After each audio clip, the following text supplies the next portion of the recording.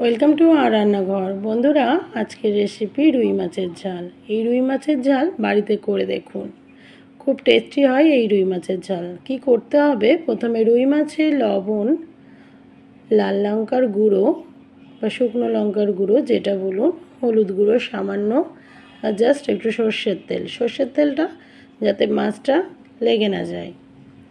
সর্ষের তেল দিয়ে এরকম মাছ ম্যারিনেট করে রাখবেন, দেখবেন কোনো সময় কড়াইয়ে মাছ লেগে যাবে না। বিগিনার্সদের জন্য এই টিপসটা খুব কাজে লাগবে। যাই হোক, ম্যারিনেট করে রেখে দিলাম। এবার একটা মশলা শিলপাটাতে করে নেব।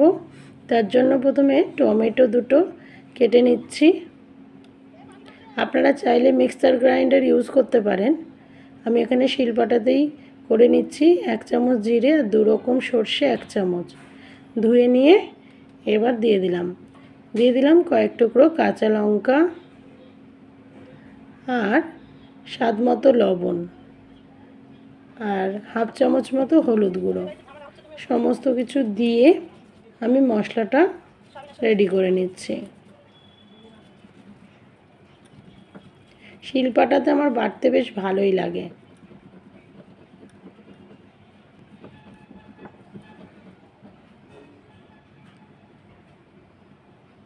মশলাটা হয়ে গেছে।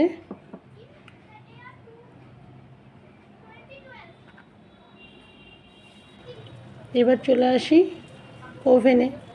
প্রথমে যে মাছগুলো ম্যারিনেট করে রেখেছি সর্ষের তেলে, সেই মাছগুলো ভেজে নেব। একটু লাল লাল করে ভেজে নিতে হবে। হাতে সময় কম ছিল, ওই জন্য ফ্রাইং প্যান ইউজ করেছি, একসাথে সব মাছগুলো ভাজা হয়ে যাবে বলে। কড়াইয়ে তো একসাথে সবগুলো হয় না।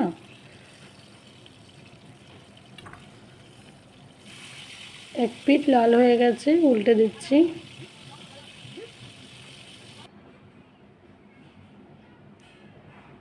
সব মাছগুলো ভাজা হয়ে গেছে, এবার মাছগুলো তুলে নিলাম। এবার দেখুন, কড়াইয়ে সর্ষের তেলে কালো জিরে, পেঁয়াজ বাটা 1 চামচ, 1 চামচ আদা বাটা, 1 চামচ রসুন বাটা দেওয়ার পর মশলাটা ভালো করে কষিয়ে নিচ্ছি। এবার যে মশলাটা করে রেখেছিলাম সেই মশলাটা দিলাম আর সামান্য জল দিয়ে দিলাম। বাস, মশলাটা কষিয়ে নেওয়ার পর একটু কাশ্মীরি লঙ্কার গুঁড়ো দিলাম রঙের জন্য।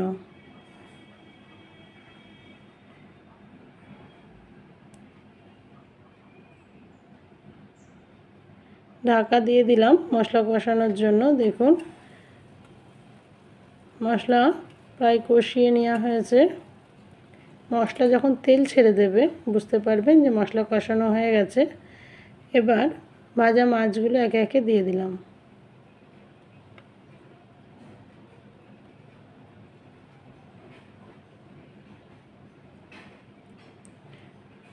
একটু 2 মিনিট মতো ভাজা মাছ দেওয়ার পর রেখে দেওয়ার পর আমি জল দিলাম।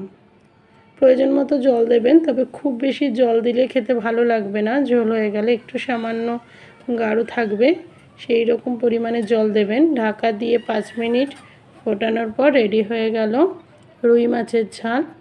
আপনারাও এইভাবে রুই মাছের ঝাল করে দেখুন, একটু ঝাল ঝাল হবে এবং গরম ভাতের সাথে এই রুই মাছের ঝাল খুবই ভালো লাগবে খেতে।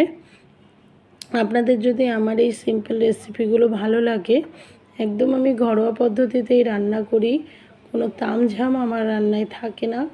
আপনাদের